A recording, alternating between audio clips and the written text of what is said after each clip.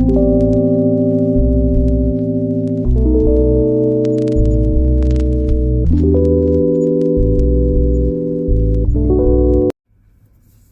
what's up, beautiful family? I'm sending love and positivity your way. I just came on to chit chat for a little bit. So recently I was informed that I should not share my story, or I shouldn't share my personal business or vent to strangers about my life challenges. And this is my take on it. I feel like I look at it as a teachable moment. So that's kind of what helps me not go into a slump. Just constantly thinking about all the things that I should have done differently or should have happened to me differently, but I had no idea, and what to do. So I'm taking my errors and other people's errors, the people that hurt me, disappoint me, even myself. I disappointed myself and had to forgive myself too.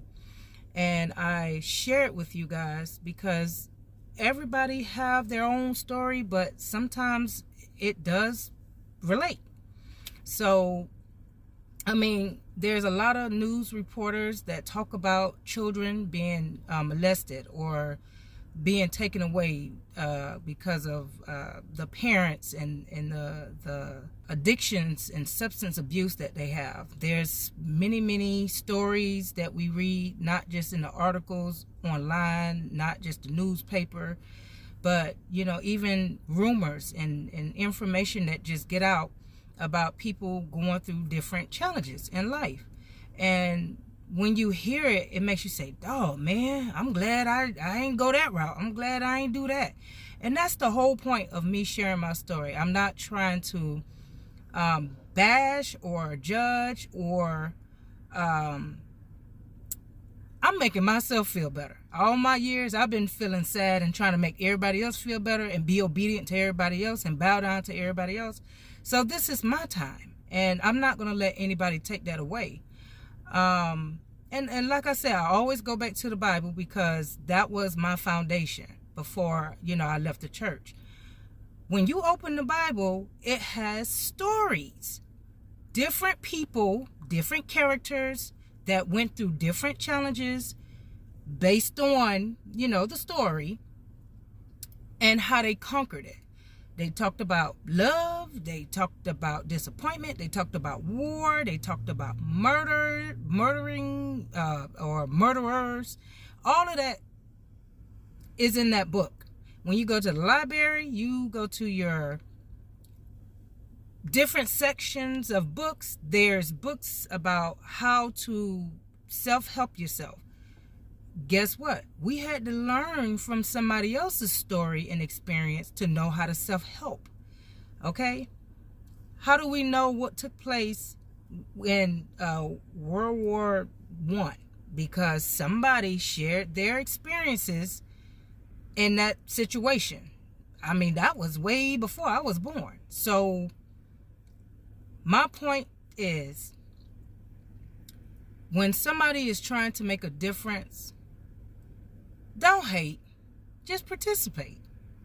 If it ain't working for you, if it doesn't apply, let it fly. That's all I suggest. But trying to be negative and trying to be like, trying to shut me up, I've been quiet too many years. I've been keeping secrets and keeping things within myself too many years, and guess what it was doing? It was breaking me down mentally, emotionally. It was causing me to have body problems, body pains, because I'm trying to save somebody else's image. I'm trying to be this happy, okay, I'm good. And that's because I was a broken little girl trying to fit in, trying to be loved somewhere. And that's the kind of outcome, that's what happens. So if my videos doesn't help you out, at least it'll help my daughters out. I have 3 beautiful daughters. They're young, and they're still learning about life. And if I'm not around much longer, at least they can see and hear my struggles, and they can make sure that they can take my struggles and continue on to break the generational curses that have occurred within our bloodline. I'm trying to teach them that they don't have to go to drugs and alcohol just because they've been abused and misused. I'm trying to teach them that they can respect their bodies even if somebody try to threaten you. That's something that I did not hear. I heard all the Bible verses throughout my life, but never heard anything like that. Thinking that that's the only way for me to get true love. It's just to be a yes ma'am. And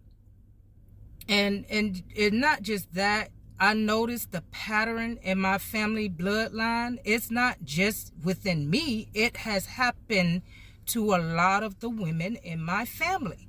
So, like I said, if it doesn't fit and sit too well with your ears and your spirit, you got to take that up with the ancestors, because no matter how much I try to keep my mouth shut, my ancestors say, no, you're not. You got work to do. You already had your break of being quiet. It's time for me to speak out with my God's given voice and wake people the hell up.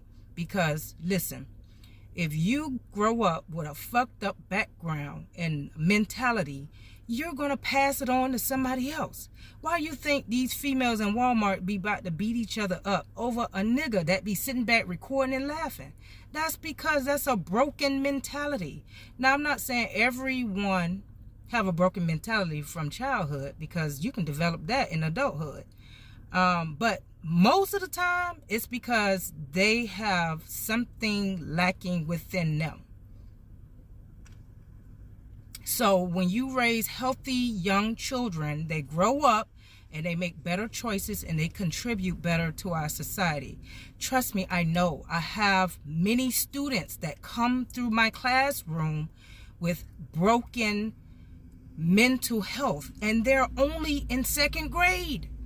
Why do I hear second graders talking about, I wish I was dead, I don't want to be in school, I feel ugly, I feel fat? That's because they don't have the right foundation at the house. Oh Lord, I'm trying not to get emotional. Ooh. I got to do my job. I don't care if I have to do it by myself. And develop a lot of enemies like Jesus did. And no, by no means, I'm not trying to be a Jesus. But I do know my story going to be real. You're going to be able to find out who wrote my story.